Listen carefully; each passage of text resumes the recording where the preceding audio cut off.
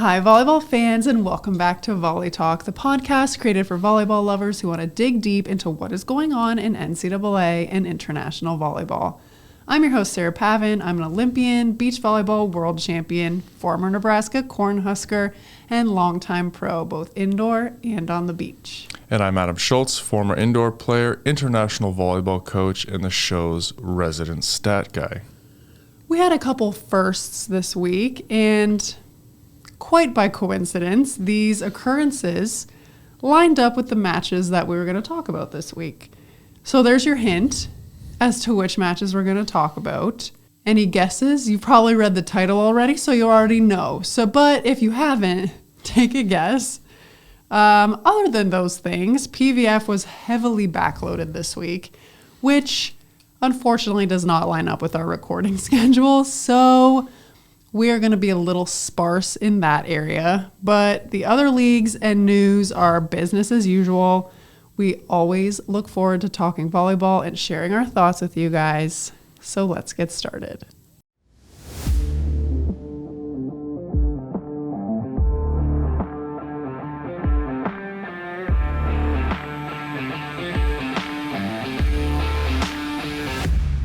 Okay, as we said, we wrapped up the Champions League quarterfinals last week. So the international leagues, if they haven't started already, are getting into their playoffs now. So we highly recommend, if you have Volleyball World TV or anything like that, there are some league matches that you'll be able to check out. Playoffs are always a fun time. So I know for sure that Volleyball World TV has the Italian leagues for men and women, the Polish leagues, maybe other ones, but I know those ones for sure. But we actually got a question this week that was basically asking, if the Champions League women's tournament quarterfinals was last week and the men's, and it's another month before they play again, what do they do in the meantime? That is what they're doing. They are playing their country leagues. So as we kind of explained, Champions League brings teams from all the European countries to find out the continental champion. But in the meantime, while they're playing that, they're also playing their championships within their own countries. So that is what they're doing in the meantime. The leagues are finishing up, and then the Champions League semis are like the culmination of the season. On the NCAA men's side, we had some very interesting results this week. Things were a little bit messy. So this is very entertaining given everything that's at stake with the NCAA tournament. Well, and what Sarah means by at stake is, let's go over the national qualification process for NCAA men's in case anybody doesn't know. It's very different from the women's. So on the men's side, only 8 teams qualify for nationals, as opposed to the 64 for women. A lot less opportunity here. So there are essentially 6 conferences that get an automatic bid into nationals if you win the conference. And those last 2 spots are coaches' poll based off the ranking of the team, which takes into account your record, strength of schedule, so on and so forth. So essentially what we're going to be looking at is an extra team coming out of the Big West Conference, which has Hawaii, UC Irvine, and Long Beach, and then the Mountain Pacific Conference, which has UCLA and USC. So those are most notably where those extra 2 teams are going to come from. I mean, that's the assumption. Those are the teams that are ranked in the top 5, and those conferences are much stronger than the other ones. So it'll be interesting. So right now, teams are basically trying to get their position to set themselves up for their conference tournament. Because even if you win the regular season, it doesn't really matter. You have to win the conference tournament and then do well enough as well to get the one of 2 at-large bids. It's absolutely wild. It's so hard to qualify. And coming first in your conference generally makes a huge difference, because if you look at the conference, there's 2 or 3 legitimate contenders in each of those. So if you finish first in your conference, you get a quote-unquote easier semi, and you don't have to win back-to-back tough matches to qualify. So there's a lot on the line. Which brings us back to the results from this week. And let me tell you, some of these teams are probably really kicking themselves Let's get started. Okay, number 14, Ball State. Not really in the conversation, but they got beat by Quincy in 5. But then they followed that up by beating number 10, McKendree, in 4. Now, McKendree also dropped their second match of the week to number 17, Ohio State, in 5. So going into this week, McKendree was on top of the MIVA, and they have now put themselves in a really tough position, and they are tied with Loyola Chicago. Is that correct? That's correct. And looking at that McKendree game, not the best. Sam Hoskin had 33 attempts and hit 061, and Kevin Schuvel had 35 sets and hit 171. Those were their top 2 players, and those numbers just aren't good enough to cut it. They hit 199 as a team. They had 16 blocks and 51 digs. Like, they didn't play really good, actually, poorly, but their top players needed to be a little bit better. They kept the ball off the ground, but they couldn't put the ball on the ground on the other side, seems like. Because if you look at the Ohio players, so Shane Wetzel, who was their top guy who got set the most, had 46 attempts and hit 196, so better than both of them. And then still not amazing, but no, but just better than the opposing team. And then Stanislav Chichinski hit 286 on that match. So he was actually the top player in terms of percentage. Now, the one big difference in that match was Ohio State had 8 aces to 16 errors, which is a pretty good ratio. Yeah. But they only had 6 blocks compared to McKendree's 16. So McKendree outblocked them, but Ohio State outdug them and had a better hitting percentage. Ohio State outdug them? 68 to 51. That is like the highest dig total in men's volleyball like I've seen recently. Yeah, so back and forth, close game, but Ohio State managed to edge them, and that was not a great week for McKendree. They're going to want this week back. Absolutely. Because they're going to need to get it together, or else they're going to end up matching up with Lewis probably in the semis for MIVA, which I'd rather not. So that was one thing that happened. Going to the Big West, number 18 UC Santa Barbara beat number 8 CSUN twice. First in 5, then in 4. So this puts CSUN winless in the conference so far. And we'll get into this later on in our game, but they are hurting with those 2 losses. I don't want to say I told you so, but like, you guys, we have been asking why the heck this team is ranked in the top 10 for weeks. Well, their star player, Jaden Phillips, did not have a good week.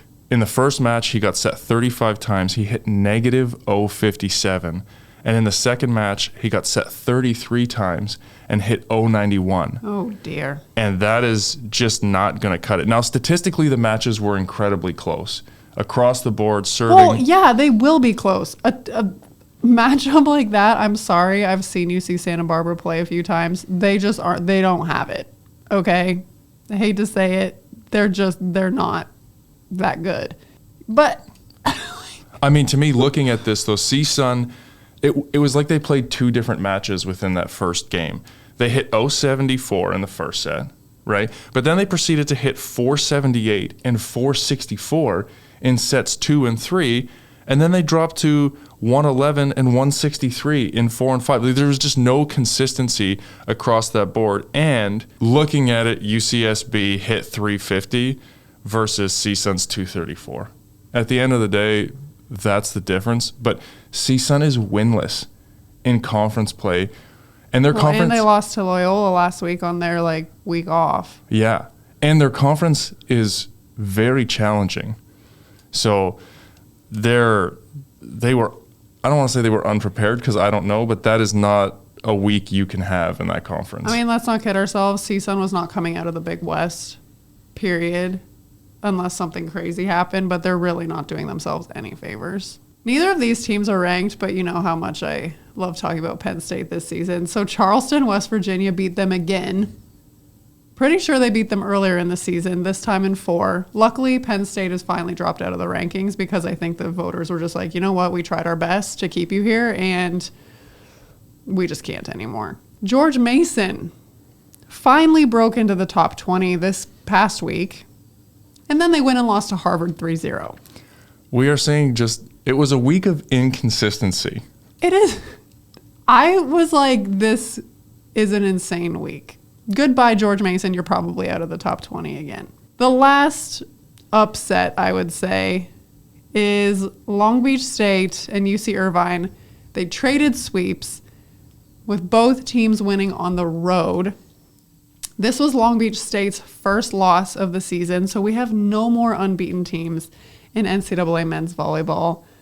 This was a 1-5 matchup, but I think given the sentiment around Long Beach State and their dominance this year, people consider it an upset. We'll talk about this We're game. going to talk about this one. We have been like ready and gearing up for this matchup and beach playing Hawaii for a long time. So we will dive into that later. Back on track, UCLA beat Pepperdine handily in both of their matches. They won in 3 and 4. And USC beat GCU in 4 in both of their matches. So there wasn't all unexpected things going on, but just like the teams that were either making strides and needed to keep riding that wave, or the teams that needed to stay consistent to give themselves a chance, really messed up this week. And it will be interesting to see how teams recover from this later. In Love this week, we saw Atlanta and Houston battling it out for first in the division. Not really. Atlanta's record's better. But nobody can catch them. As the top two teams in the league, and Atlanta beat Houston for the first time 3-1. We're going to talk about this match later on, but I think that was a really big win for Atlanta. The weekend with Love saw Omaha finally getting a win, so there is now a green circle on the website next to Omaha, which is great. Hasn't been there for a while. They beat Austin 3-2, but then they followed that up with a 3-2 loss to Salt Lake City. At least they got a win, though. I think that's important for them. It would have been really rough if they've just been like, you know what, we lost 7 in a row. Like them and Madison just completely switching places. So at least they have that little green glimmer tick of happiness. Madison had a good weekend also beating Austin 3-2. So they're continuing to put wins on the board and trying to solidify themselves in that third place spot. So if we look at the standings now, because there's only 1 week left in the season before the playoffs, Atlanta has locked up first. Houston is in second. Madison in third. Salt Lake in fourth. Austin and Omaha are at the bottom. They're tied for last place, so somebody will probably take that spot next week when they play. Somebody will just earn that spot outright. Yeah, so we'll see how that plays out. It's pretty much set, although Madison and Salt Lake both have a game in hand, and Madison's playing Houston next week, so they could finish second. We'll see how that shakes out. They could. Madison needs to win both. Yeah. And then, yeah, there's variables that have to happen here, but there is a chance that Madison could go from the basement to second. I personally think that's unlikely, but we will see if they can pull it off. Finishing up with the PVF, as we mentioned, there's a ton of games on Sunday. So as we record this, we don't know what those results are going to be. But what did happen was Atlanta had a good week. They beat both Columbus and San Diego. Grand Rapids beat Columbus in 5. Omaha beat Vegas in 3. So the win streak for Vegas is over. Yeah, that was short-lived. That was like the Omaha Love situation. Correct. They came back for a brief spotlight, and then that's it. So Atlanta has a couple more games than everybody else, but they are primed to take second over Orlando shortly. Orlando's looking like they could be dropping into 4th soon. We'll see what happens. But if those predictions hold true, we're looking at a result of Omaha first, Atlanta, Indy, and Orlando as the top 4 teams, and the top 4 go into the playoffs. So these positions are important as the top 4 teams qualify for the playoffs. So as we come down the stretch, we'll see what happens. Vegas is knocking on the door. They're going to have to win. But those top 4 are looking solid-ish at this point. Vegas is going to have to make some big moves if they want a chance at this point, I think, because I want to say the top 4 all have a minimum of 11 wins, and Vegas is in 5th with 8. And at least 1 game in hand, I believe. So we'll see. I mean, Atlanta has played so many more matches than everybody. Yeah. Vegas needs to start winning. They need a winning streak, period. Yeah, Otherwise, they need a they're gonna be winning out of it. streak, and Orlando needs to stop losing because they're about to plummet. Our first feature match of the week is Love Atlanta versus Houston. What were your initial thoughts or primary takeaways watching this one? So I thought Houston looked really good to start. I thought they served well. They put Atlanta in passing trouble. Adams struggled to pass. I thought their defensive system was really good. They dug a ton of tips. They kept the ball alive. It looked like they had a strategy of tipping at Atlanta, who could not pick up those tips in the front court that were kind of halfway in between position 1 and position 4. I thought Jordan Thompson looked good. I thought Houston was going to win 3-0. Atlanta looked flat. They looked disengaged, like they had already won the league. And Which they have. Yeah, and so, I can't say I was too surprised watching the first set. And I was like, all right, here we go, 3-0, wrap it up. Doesn't matter, we're moving on to the playoffs. What about you? It was a really, I want to say almost frustrating match to watch because it was just like really messy. Like you were talking about Houston serving. I personally thought that Houston missed a ton of serves, like the whole match. It was wild to me, just over and over again. Atlanta looked like they were on a different planet in the first set. Just, I don't want to say not putting the effort in, but like if a player was blocked, people were standing and watching. If a ball was tipped, people were standing and watching. It was just like not clean, disciplined volleyball. And after the score of the first set, I was like, it was like embarrassing. It was like 25-13 or something. So I want to go back to the serving for one point because I think it's He's really like, because interesting. you're wrong, and No, I definitely want to tell you. No, you're not wrong. But so they had 13 errors in 4 sets, which isn't terrible. They had 7 aces, but the issue was they missed a serve every time there was a break or a stoppage in the play. Fair. Like 7 aces, 13 errors is not bad. Like for women's volleyball, that might be like slightly high. Yeah. But yeah, maybe it was that. Like it just was the became timing very of the obvious. misses. Yeah. And the other thing about this game, nobody's fault of their own. There were so many challenges and stoppages in play that the rhythm and the flow of the game was broken, in my opinion. Houston challenged everything. Yeah. But I was like, how does he keep getting challenges? Because they didn't win many of them. Well, to a set, I mean, you can have up to 8 and you have timeouts. It was very disjointed in that regard. But almost all of their service misses came after those breaks in play, which I thought killed them down the stretch. Okay, totally fair. But after the first set, it was like opposite day. And then Houston looked completely out to lunch. And then Atlanta seemed to find their rhythm again, and players started scoring and whatnot. But it was just really hard for me to comprehend the massive swing in not just momentum, but just execution, attitude, intensity, what appeared to be focus. Just, yeah, I don't know. Well, so there were a couple things that stuck out to me from a strategy standpoint. So Adams struggled at the beginning of that match. I believe she got pulled in the second set. Yeah, her passing wasn't very good. So she came off the court, and then Houston targeted the libero for Atlanta, who I think struggled maybe for the first 4 passes, but then settled in and found her rhythm, and I thought passed really well. The first set in a bit, she struggled, yeah. But she found her rhythm and passed well. Adams came back into the match, and Houston never adjusted their serving strategy to go back at her. And I know they were pinching her, but I'm sorry, you can still get her the ball. And Adams went off in the rest of that match from an attacking standpoint. She finished with 18 points, hitting 462 on the match after struggling in the first set. So you know that means... So take the first set away, and it's like she hit like 700. Yeah, it was crazy how well she played. And they never did anything, in my opinion, to really slow her down. That was a very confusing thing to me, too.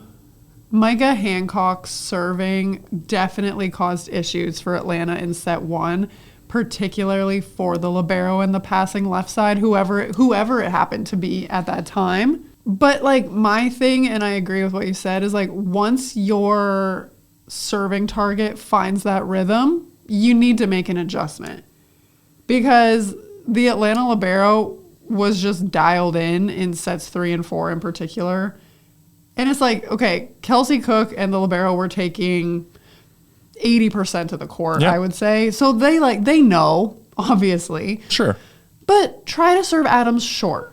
Try to, serve the seam between her and the libero, so there's at least a decision. Yeah, make a decision happen. Or like serve the middle short. Try something, but they served the same person the whole match. And I'm like, this was a really good plan early, but they figured it out. It's time to adjust back. Now, the other thing that I saw was, to me, it looked like Houston was trying to tip the ball at Atlanta in that middle court between the left court digger and whoever was digging in one. Generally, that was Fairbanks. And they didn't do a good job of covering the court on those tip situations. However, it almost seemed to me that Houston was so focused on executing that tip game plan that they weren't swinging at the ball. They weren't scoring to swing when the defense moved in on the court and kind of packed it in a little bit. They didn't adjust in that regard either. And, Jordan Thompson struggled after 20. She hit it to Kelsey Cook directly in 6. Like no movement at all. So this was really interesting. I thought Kelsey Cook's defense was outstanding. Oh, in this absolutely. match. It was. And I'm not trying to take anything away from her by saying that Jordan Thompson was hitting the ball right at her. No. Overall, like Kelsey's defense kept Atlanta going and kept them in it, because like the read she had on the game, like she was covering sideline to sideline, reading everybody. It's just like, it just so happened that after 20, Jordan Thompson was just hitting to 6. And I don't know if that was on purpose and they wanted to funnel her to Kelsey, give her a visual maybe of a seam, but she just ate her up. It's not very often that the game plan against a top hitter is to neutralize them with a defender, but that's exactly what happened, because when they were in 1 or 2 rotations with Kelsey in the front row with Jordan Thompson scored. Yeah. As soon as she rotated to the back row, Jordan Thompson couldn't score anymore. She was moving all over the place. I thought that was either incredibly fortuitous that she was in the back row or a great game plan, because... Well, they probably planned it. Yeah. Like, they probably wanted Kelsey defending their best attacker. I thought that was the difference in the match, quite frankly, because Jordan Thompson started scoring really well, and they took that away from her. No, we made numerous mentions while we were watching it live, and we were like, wow, her defense is outstanding. Yeah. She also performed offensively, too. Like, she found a new level. In set 1, things were a little disjointed, but she found a new level and was very explosive offensively, too, which, as we've talked about, Cook's strengths are her ball control and defense. So, I mean, obviously her role in Love has had to be different than it has been on past teams, but I think she was great. Those are the players that played well. Let's flip the script and talk about... Can I just say Hilashova's blocking for Atlanta? That really impressed me, too. Atlanta put up a wall on Houston. Once they figured it out, it was nice. So give me your thoughts on Coutinho, who had 38 attempts and hit 0.79. And at the same time, if we flip sides to Houston, Jess Merzick had 26 attempts and hit 0.77. Coutinho, I don't know what is going on. It looks like her timing is off sometimes. Like, she has a hard time identifying when to wait on her approach and when to just go. And I don't know if that's like a setter connection issue or if that's something that historically has been a problem for her. But like, there would be times where she would jump, be on her way down off the net, and then be trying to tip it. And I'm like, this isn't going to work out. Or she'd be under the ball behind her head, trying to throw it for it to, like, it was not smooth. She did not look in rhythm to me at all. Well, and Atlanta had spurts of passing issues, and it just seemed like she was never able to identify those situations and adjust her approach with those things. And if it wasn't just in the right place, it was not pretty. It was rough, yeah. Merzik, on the other hand, she did nothing. Her passing was a huge liability. She was missing serves. She was looking for hands and just like hitting balls into the bleach. Like, she looked off.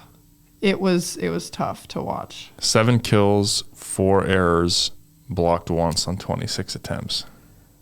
Yeah, she looked disengaged to me for the whole match. Yeah, I was really surprised to see that performance from her in this match. I thought, okay, so let me ask you this. Who do you think this match was more important for? If I'm looking at the regular season, which in love, the regular season does not matter. So I guess if you think about it that way, because like Houston is trying to hold off Madison, nobody's going to catch Atlanta. So this one was basically like, let's hold on and make sure that we can get second. But whether they finish second or third, they're probably going to play the same team in the playoffs. Correct. So it's like Atlanta hasn't beaten Houston yet. And so heading into what will likely be the final, if things hold the way we think, that probably is a morale boost. Especially after getting hammered in the first set. I thought that response from Atlanta, just to know that they can beat them, will be big going into the playoffs. So if we take this and we make the assumption that these two teams are going to play in the finals, who do you think, I mean, let's say it's Jess Merzik and Coutinho who need to elevate to give their team a chance. That's to me, that's where I think the difference is going to come down to. Jordan Thompson is a bit of a wild card in terms of how she plays, but she's generally been pretty consistent. Been good for the most part of the season. And when Adams isn't in passing trouble, she attacks pretty well. Like, I think you generally kind of know what you're going to get from her. So who do you think has a better chance of elevating in the finals, Merzik or Coutinho? And which one do you think is more important to their team's success? I think Merzik has from what we saw from this match, I think Merzik's baseline is like better, basically. And I don't think we've seen Jess Merzik be this bad that often. Like, Coutinho started the season for Atlanta and got subbed out, like switched for Grubbs, like almost immediately. So this isn't unheard of. Mm-hmm. I think so many players for Houston need to be better than they were. Because even the way that they were running their middle. Well, that was across the board again. It was rough. Like, the middles were getting way too tight. They were getting in front of the ball. It was hard to make a connection. They finally got off the net and were jumping behind Hancock later in the match, but it was too late at that point. Jordan Thompson, you're the go-to player. You need to figure out how to score after 20. Like, let's move it around, okay? I mean, Rischel was fine. She's there mostly for passing and defense, and if she scores points, like, amazing. So she was steady as always, but they're out of system setting too. Like, the number of balls. You were talking about how they were looking to tip. Sometimes I felt like they had no choice. Like, the setting got a little messy from their out-of-system setters. Yeah, I think those are fair points. I want to spend a little bit of time talking about the middles, and that's probably my last point. I thought Jimerson did a good job of bringing energy to the floor. I thought she was somewhat of a catalyst in terms of changing the momentum or feeling of the match. She was super excited. She got really good block touches. I think the middles, all 4 middles on the court, in my opinion, were always getting too close to the net, so they couldn't really hit the ball. And Jimerson was the one who had, I think, 2 attacks where she kind of stayed behind the setter, came into the ball, and made really good contact. If she can continue doing that, I think both teams need to run the middle more. They rely so heavily on their outside scoring that they need to be able to hold at least a little bit. We're talking the middle's got 7 and 7 sets for Houston, and I think 8 and 6 for Atlanta. It's not enough. Yeah. And in my opinion, when this match comes down to it, if one team can control the middle of the court a little bit better, I think that gives them a huge advantage, especially later on in sets. And we talk about Jordan Thompson not being able to score after 20. And I'm not saying she never does, but it being more difficult. In this match, it was true. Well, we've talked about that before in this season. At least. It was earlier in the season for sure. And I think that's a byproduct of, hey, they haven't really set their middles at all during this match. Now the game's on the line. You know where it's going. We can set up on her. Whereas if you can run the middle a little bit more, I think you just make her life a little easier. So we'll see what happens. I mean, overall, you could kind of feel this match didn't matter. I don't know if that's fair to say, but it's like everybody makes playoffs. These teams are currently well in advance of everybody else. Like, it just seemed there was less passion, less urgency than, and we said a few weeks ago we liked that we had seen that increase in love in recent weeks, and then in this match, well, it just flipped. Houston started with urgency. I don't even know. I wouldn't even call it that. They were just like better. I mean, fair. But then when Atlanta pushed back, they kind of wilted, and Atlanta was flat in the first set. To their credit, they found it. But at no point did I feel like it was intense on both sides at the same time. Or that there was like really anything on the line. Yeah, fair. Overall, I think this game from a playoff standpoint was more important for Atlanta to win. I think that the fact that they came back after being beaten the first set and won gives them, not that they didn't believe they could beat Houston, but it's tangible. There's a result there. So I believe we'll probably see this matchup in the finals for the gold medal. So we'll see what's different the next time they see each other. Our second feature match of the week is Long Beach State versus UC Irvine on the NCAA men's side. We watched the first match of this series that was hosted at Long Beach. We've been saying for weeks that we wanted to see Long Beach State play a solid opponent. We were so excited to see them play either UC Irvine or Hawaii to really be pushed because, let's be honest, Long Beach State's schedule hasn't been the most challenging. Granted, they played UCLA twice and UCLA was not good. So we were excited for this. And I don't think it disappointed. I really enjoyed the match. I was a little surprised at the outcome. Well, all along we've been saying if UC Irvine or Hawaii can like put it together when they're playing Long Beach State, I think we will see some interesting results. And I just have to say UC Irvine was flawless. That was the exact word I was going to use. That is the performance they needed to put together to have this result. So yes, they did put it all together and they won 3-0. If you are UC Irvine, that is the perfect game. That is what you are chasing come the national championship. I don't even think it needs to be like as good as it was. Oh. Like Darcy went off on the right side. Okay. All of their outside hitters, I think, had career night. So I need to go over this because it's just so impressive. Okay. So let's start with William Darcy had 13 attempts, had 9 kills, and hit .692.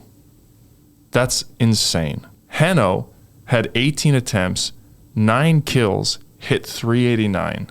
And Nolan Flexen had 17 sets, 6 kills, and hit .235. If your 3 outside hitters are posting numbers like that, you're going to win matches, period. They were unconscious. Every time they were set, they scored. Specifically, Darcy and Heno. Honestly, we saw the early days of Nolan Flexen moving to the left side and then bringing Darcy in. And not the best. Flexen definitely wasn't looking the most comfortable on the left. I do think he's a true right side. I think that's where he belongs, period. But, you know, the coaching staff is probably like feeling like geniuses at this point for making that switch in advance of these matches because the head coach is buying drinks for the staff after that move because Kiriakou, the outside they had, the passing outside, he can't compete height-wise above the net with the likes of Long Beach State and Hawaii. He's a good player, good ball control, whatever, but like they needed more size to be able to push teams of that caliber. So great foresight. And they showed up. I will say Joe Carlos, I am not a fan, but I have never seen the setter for UC Irvine play as well as he did against Long Beach State. He's usually like pretty inconsistent. His set delivery is medium. He showed up. He had a great game. And I also thought that they did a really good job of covering the liability of him blocking in the front row. So there were I was worried about that. Yeah, there were a few times where him and Heno switched so that he was in the front row with the Long Beach setter. And now he can hit Not a great matchup. Still. He can hit the ball, obviously, but he's less of a liability there than he is blocking on the right side. And then they would run their offense from 4, and Heno was out blocking at the pin, got a big block in a key situation, out there. So they were creative with how they handle their limitations as a team. And, we talked about them having the small left side. They made an adjustment. They have a very small setter in the front row. They're making adjustments. Like, I've been impressed with how they've analyzed their team and worked to find the best combination of players against good competition. So kudos to their coaching staff. Yeah, and it was subtle. Like, they didn't do it all the time, but they made sure to line Carlos up with Nikolov to give them the opportunity to make it setter on setter in the front row instead of just like leaving him out to dry against like Skylar Varga or something, like these little tiny tweaks, they're worth only a couple points, but those couple points can be a big difference. Well, and when we're talking about winning the first set 27-25, to me that first set was critical. UC Irvine pulling out that win in overtime by 2 points, like that gave them the momentum to go in. That's a different match if Long Beach ends up pulling out that first set, in my opinion. But after that first set, it was domination. They rolled after that. Well, so let's look at some of the stats for this match because they are heavily tilted in UC Irvine's favor. So as a team, they hit 472 versus Long Beach's 274. Like 472 as a team is insane. Yeah, that's ridiculous. From the service line, which is generally a Long Beach strength, Long Beach made 22 service errors and only had 4 aces. UC Irvine had 8 aces on only 13 misses. 4 to 22 is like not okay. But this was the most telling stat for me. If we look at the blocking numbers, which I think was the biggest discrepancy in the match, UC Irvine had 7.5 blocks to Long Beach's 0. And, along with the serving issues for Long Beach, like that's the difference in the game right there. And that's why the second 2 sets were 25-19, 25-19, and 2 and 3. I mean, Long Beach relies so heavily on Nikolov's serving. He's going to set the NCAA record for aces in a season for sure. And he had 2 aces right off the bat in set 1. And I was like, oh dear, here we go. But he had trouble finding it again after that first service run.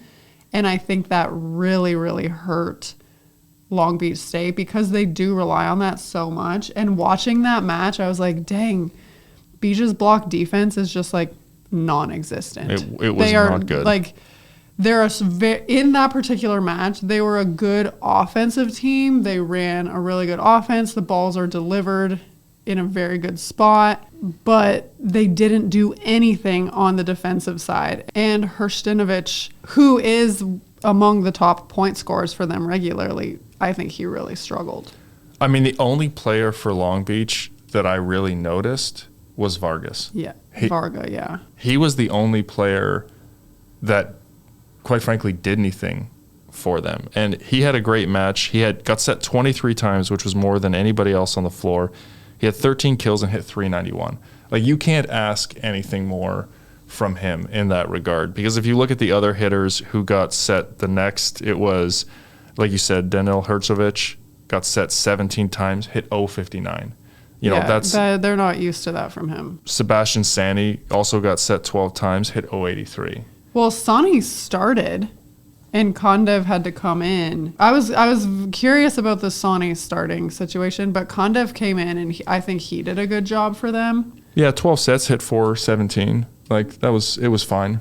But it's just like, this is the thing, is like they've played such a weak schedule that, and this could be good or bad, in that they have played so many guys regularly. Like, if you look at their stats, like Nikolov is the only player who's played every match. And then like Varga is a consistent starter. Hrstinovic is a consistent starter. McRaven in the middle. But then it's like mixed up. And it's very all over the board for who is playing the second left side, the second middle position. And so while that's great because they're getting their guys so much experience and like the whole group is getting experience, it's also questionable because when you come into a situation like this against UC Irvine where you're actually pushed and your backs are against the wall, you haven't really worked through tough moments together because the lineup has been so variable. Yeah. I thought UC Irvine put a perfect match on the floor. And they did a great job. They couldn't have been better. No, I mean, they only made 4 hitting errors on the night as a team. That's wild. And I'm sorry, like the serving numbers, 8 aces. What did you say? 8 aces to 13 errors for men's volleyball. That is outstanding. So, you know, great for UC Irvine. They came out. They made the point they needed to make. Everybody was dialed in and played well. But we didn't watch it, but I have the stats. Let's talk briefly about the next night, where Long Beach came out, and it was close, 25-23, 25-19, 29-27, but they came back and they beat them 3-0. And that's a great response. And I will give credit to UC Irvine. Like, I kind of felt like Long Beach was going to come out and have a match after watching that performance, and they pushed them and kept it close. Mm-hmm. But Long Beach, stats-wise, was just dominant. As a team, they hit .424. Crazy. Dearis McRaven hit .556 out of the middle, only on 9 attempts, but great numbers. Nikolov decided to take the match into his own hands, had 14 swing attempts, and hit .643. Average. I'm going to do this by myself. Well, he was trying to do that the night before, and he was trying too hard. Yeah. He was fighting it. Yeah, it just wasn't working. And then Alex Kondev came out, had 23 sets, and hit .609. So this was... But we were saying they are a good offensive team. What were their defensive numbers? Were they better? They were better. So 17 serving errors still, 5 aces. Better than 4 and 22. But most importantly, they had 8.5 blocks. Okay, there we go. And 22 digs, compared to UC Irvine's 6 blocks and 19 digs. So, like, close. It would have been a good game. I wish we could have watched it. We had to go to the LA Kings Leafs game because Adam's a diehard Maple Leafs fan, and we could not miss that. Priorities. You know what I mean? So, I will probably go back and watch this at some point just because I want to see what happened, and I enjoy watching high-level volleyball. But I'm not surprised that Long Beach came out and made a statement after this. Now, the interesting thing is that in their conference, the Big West Conference, there are 3 very good teams. So you have Hawaii, you have Long Beach, and you have UC Irvine. And coming first in this division crucial is going to be so important because you avoid that 2-3 matchup. It will be really interesting to see what happens down the stretch. So that split is massive for UC Irvine, and there's going to be some really good matchups coming up. Well, Hawaii beat UC Irvine in both matches. If they can take 1 match out of 2 against Long Beach State, they'll probably go into the tournament as the 1 seed, and I'm pretty sure they're hosting it. Yeah. So it will be interesting to see what happens in this conference down the stretch.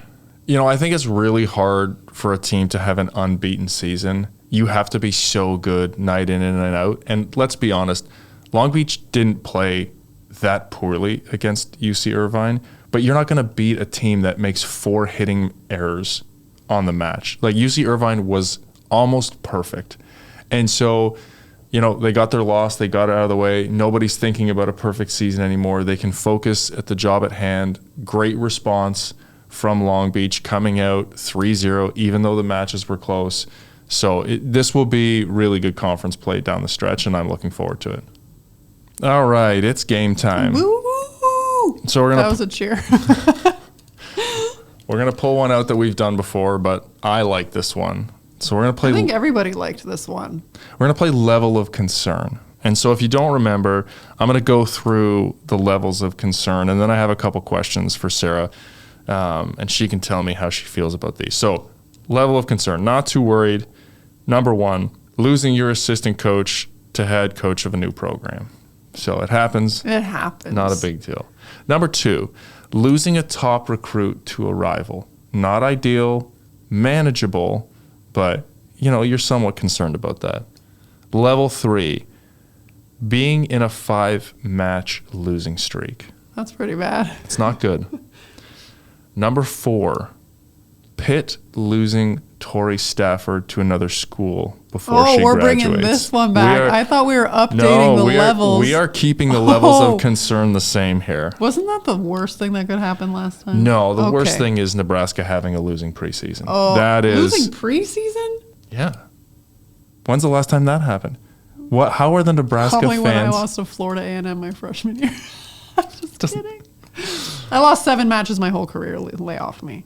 So I those just flexed a little bit. Sorry. those are your levels of concern in this game. Oh dear. Okay, so question 1. We're wrapping up the first season of Love.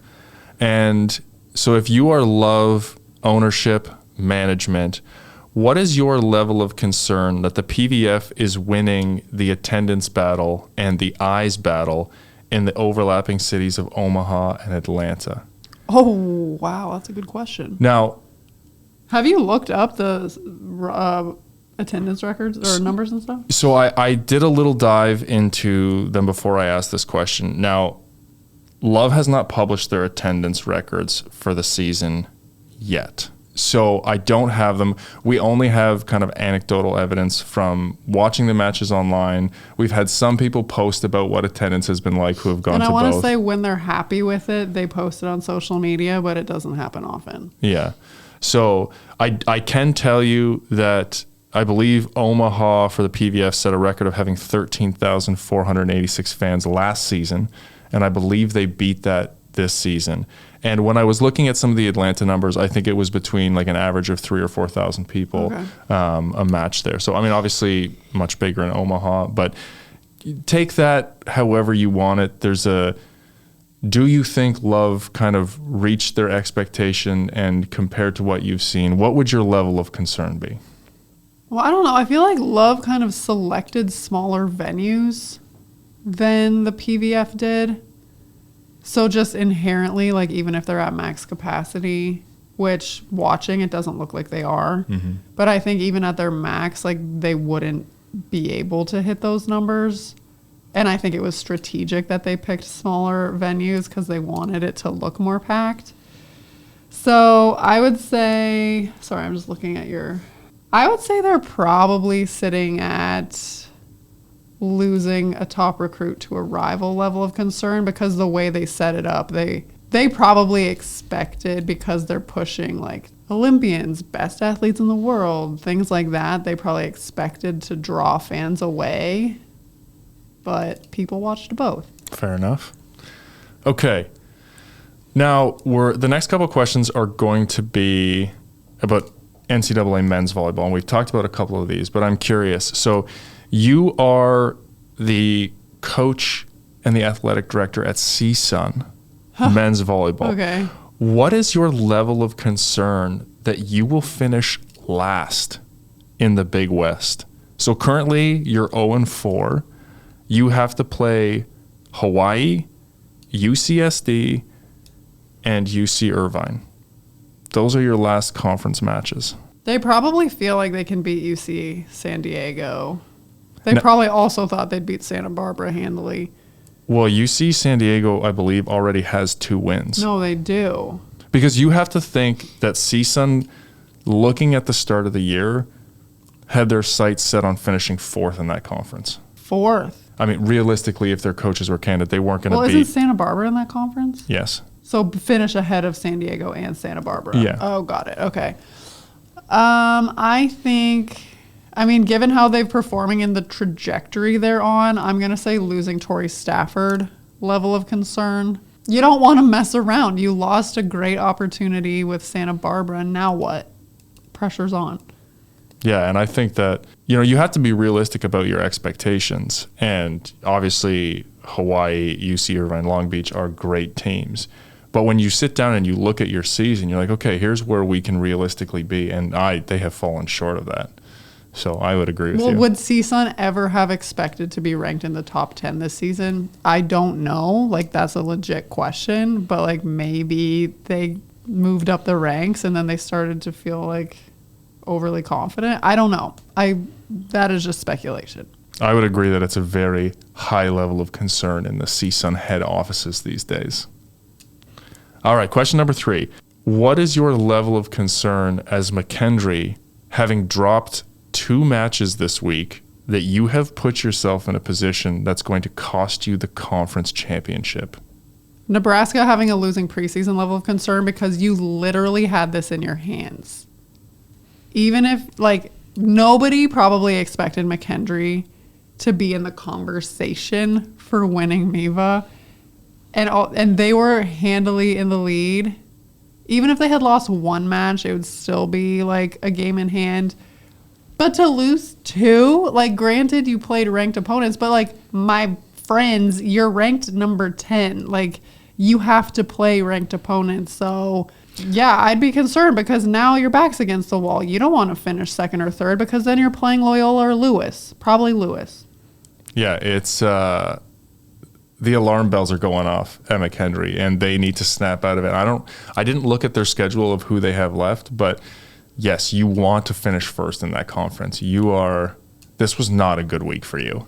My final question moves us to PVF. Vegas snapped their losing streak, won a match, and then lost again. If you are Vegas, what is your level of concern that your chances to make the playoffs are slipping away? And before you answer, I will give you this. They have 10 matches left. They've been slipping away. Yeah, but they have 10 matches left. Okay, they have a game in hand. Believe they're 3 wins behind. They have 4 matches versus teams above them left, and 6 matches with teams below them. And I believe they play San Diego 3 more times. How concerned are you of where you're standing and your berth to the playoffs? How concerned are you as a head coach that you're going to be fired if you don't make playoffs? Well, that can be a 1B. Honestly, I would say Nebraska losing a preseason level of concern because you guys started out the season on fire. You were number 1. And then you just took a dive. I don't know. I don't think that there's no glaring reason why this should be happening. And to go from dominant to fighting for your life, that is very concerning. And I'd be even more concerned if I was the head coach and I was am I going to be fired after this?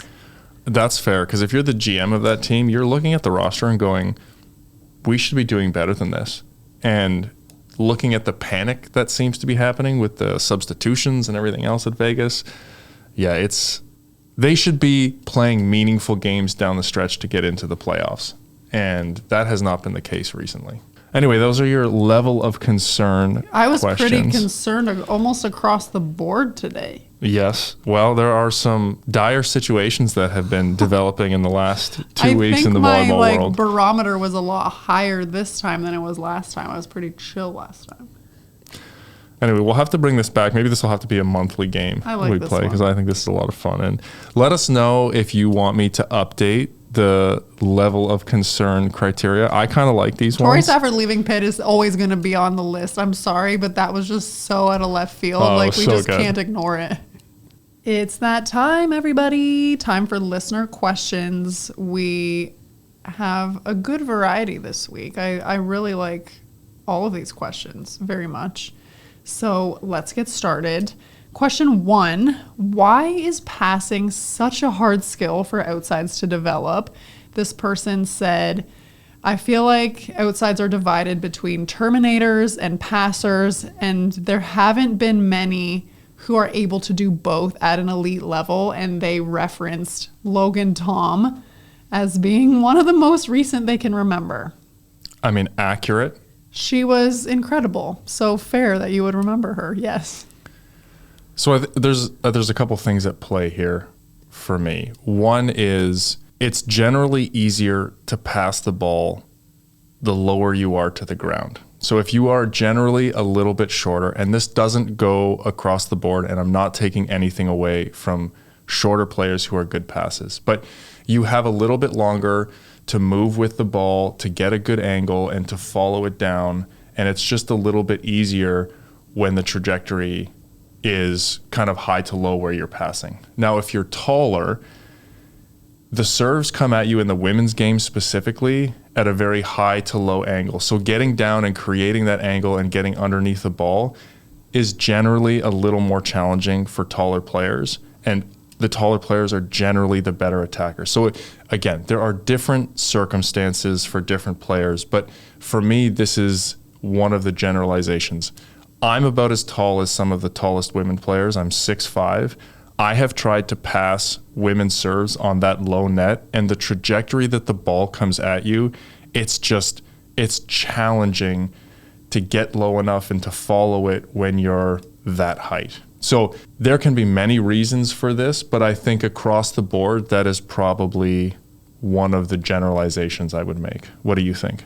I would build on that to say, and this is specific to the American system, the way that they have structured club volleyball and college volleyball with the substitutions available, you aren't developing players to have a complete skill set anymore because the positions are so specific now because of the in and out with everybody.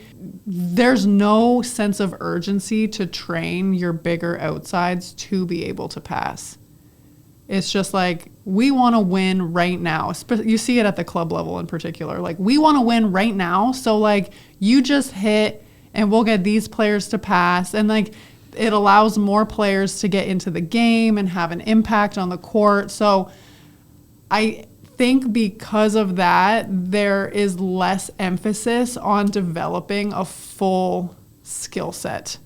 And then you see it when you start progressing, like a lot of players who maybe are really good in college have trouble making the transition to the international game because they haven't had to do that.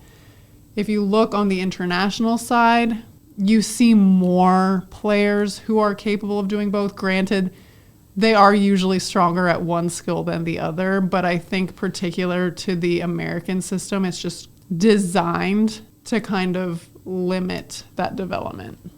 I think that's a very good point. Question 2, why is it when players are getting ready to serve and there's a delay in the ref blowing the whistle, that the serving player will get rid of the ball to get it out of their possession? Why don't they just hold on to the ball for however long it takes the ref to blow the whistle? This is a great question. I loved this question. So serving is all about routine and rhythm.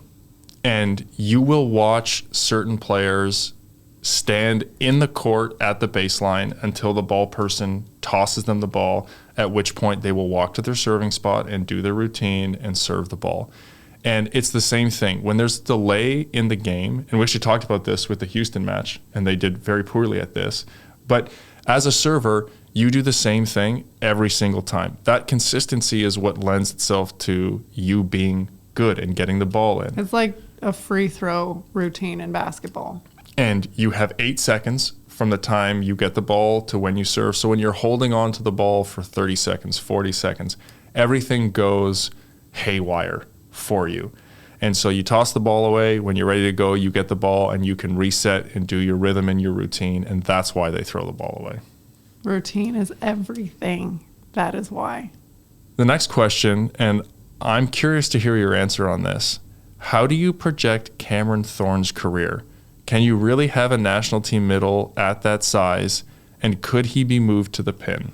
So the person who wrote this question alluded to the fact that Cameron Thorne transferred to UCLA to be able to get in front of then national team head coach John Spurrott every day. That didn't work out. This is a very interesting question. I don't want to put people into a box, and I hate saying what people are and aren't capable of, but I will say it is very highly unlikely that Cameron Thorne will have a national team career. When you look across the board, you're seeing middles that are 6'10", 6'11", 7 feet sometimes, you know? And while Cameron Thorne might be able to touch high, he's 6'4". It's just, he's small for an international outside even. So it's just, even though he can jump, the foresight and the anticipation skills that he would have to be able to make up for that height difference and the timing in his jumping to be able to compete above the net with the 7-foot middles he would be playing against, it's just so highly unlikely that I can't see them taking him. I know Karch was considered an undersized left side when he played indoor. So maybe he will give him a chance. Like, I don't know. But I don't think he has the skill set to move to the pin because I don't think he has the ball control. And not to mention, he does not put enough pace on his serves to impact the game internationally. That is my take. I love Cameron Thorne. This is nothing against him. It's just, yeah. It's a numbers game. You have 3 middles on maybe 4 on the U.S. national team. And that's just a really hard roster to crack. I think he could be a very good pro. I think he could have a very successful career. I can see them letting him in the training gym. He brings a different element that guys could play against, but cracking that starting roster for the U.S. is going to be challenging. All right, question 4. Why do some programs like Nebraska run shorter beach seasons during the winter? I do have a theory on this, and while I cannot say for certain that this is what's happening, I have a feeling. So there are limits as to how long you can train as a team, both in season and out of season. And I believe this might not be correct, but I believe in out of season times, you can only train 8 hours per week. And in a team setting, you can only have a maximum of 4 players in the group at a time in order to receive instruction from your coach. In order to get around that and to be able to have more time together while staying NCAA compliant, I think that is why it happens, because if they are technically running a beach team, they can train as a team for 20 hours a week instead of just 8. And the coaches can be present to give instruction to the whole group instead of just like an individual basis. So again, I'm not saying that this is 100% what is happening, but I have a feeling it is a sneaky way to stay NCAA compliant while making sure you get more training. Sarah pulling back the curtains there and airing the NCAA dirty secrets. I'm not saying that this is what's happening, but I'm like, it wouldn't shock me. Our last question of the week is in reference to love and PVF. And this person asked, do you think the reason why certain teams aren't using specific athletes is because coaches want to let everyone have a chance to play and get court time? Absolutely not. Maybe, I don't know who this person is referring to in general. I'm wondering if it's like a Lexi Rodriguez situation, an Asia O'Neal situation. Yeah. That's who jumped into my mind. So let me elaborate. On the love side, it's a little different. You have one league owner, right? The coaches have generally had very good careers. They're here. There may be, and I'm not saying there is, but directives from the leagues to play some players, or I don't know how that would work. That's a possibility in that case. Also with the Love schedule, having the back-to-backs, I think if athletes have, minor nagging injuries or whatever else, those may have an influence on some of those decisions. But the coaches are coaching to win, and they're not just putting people in to get playing time. I will absolutely guarantee this is not the case in the PVF. Those teams are owned by individual owners. They want to win. Those coaches are coaching for their life, for their jobs. They are their life. It's on the line. Their careers, right? And the example that pops into my mind is Vegas. He is not rotating through players so that everybody gets equal playing time. He is trying to find a way to win. Specifically in the PVF, we're talking about professional sport. It's not fair time. It's not everybody gets a chance. There may be some small cases where the owners are saying, hey, we're looking towards the future. Like, we want to sign this player maybe a little more long-term. Let's get them some playing time. Let's see what they look like. Maybe. But for the most part, all of these coaches are trying to put winning rosters on the floor because winning matters. And, maybe part of this question is coming from the fact that we've seen such drastic roster or starting six changes in these leagues throughout the season. You rarely see that in international leagues. The starting six, you generally ride that for the whole season. It's very rare to change it. And so I can see maybe this question is coming from the fact that we have seen just wild changes and different starting sixes, match to match and everything. Because I've even been scratching my head at that sometimes. Well, one thing to think about with this is that the league started very soon after the college season ended. So there will have been an influx of players who are trying to become pros. They're trying to switch gears. The coaches didn't have a preseason with them, don't know what they're expecting. So there would have been a certain level of experimentation, trying to get these young players up to speed, injuries and those kind of things that affect those decisions. But trust me, the decisions are about fielding a team and making the playoffs, not about fair playing time or getting people playing time just for the sake of it. As always, thanks to everybody who submitted questions. This is actually my favorite part of the show. I like seeing what people are thinking about, what questions they have, where people's heads are at, and I enjoy discussing these answers. So thanks for taking the time to send those in to us.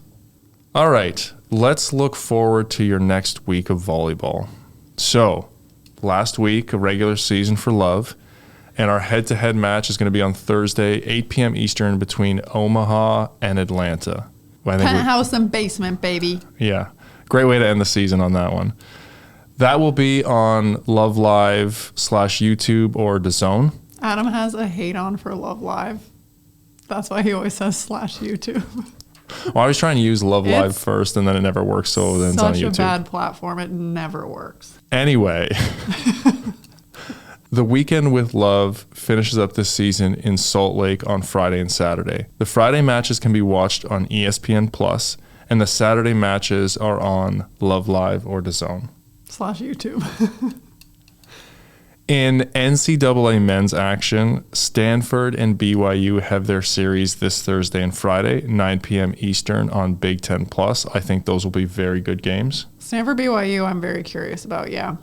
And then we have Pepperdine and USC are playing Thursday at 10 p.m. Eastern and Saturday at 8 p.m. Eastern, also on Big Ten Plus. UCLA and GCU play Friday, 9 p.m. Eastern, and Saturday, 8 p.m. Eastern, also on Big Ten Plus. The MPSF has got all the good matches this week. It wasn't a conscious choice to just pick MPSF matches. The other ones I feel like are going to be straightforward, but after this week, who the heck knows? And for anybody who's interested, I think you can hop onto the Big Ten Plus app or streaming service for $12 for the month. So if you're interested in watching any of that, I know we did that and it's worked out quite well for us. For the PVF, the only PVF matches this week are being played on Saturday. So if you're looking for one game specifically to watch, I think the Orlando and Omaha game at 7 p.m. Eastern is going to be really good, and you can find that on Volleyball World TV. That concludes this week's episode of Volley Talk. There's always something shaking in the volleyball world, and we hope you enjoyed this little fix. Be sure to follow the show so you don't miss any updates, and we'd be so grateful if you'd leave us a 5-star review. You can also find us on Instagram at volleytalk_podcast. If you have a topic that you want us to discuss, be sure to let us know by reaching out to us on Instagram or at info@sarahpavin.com. Thanks so much for joining us, and we'll be back next week.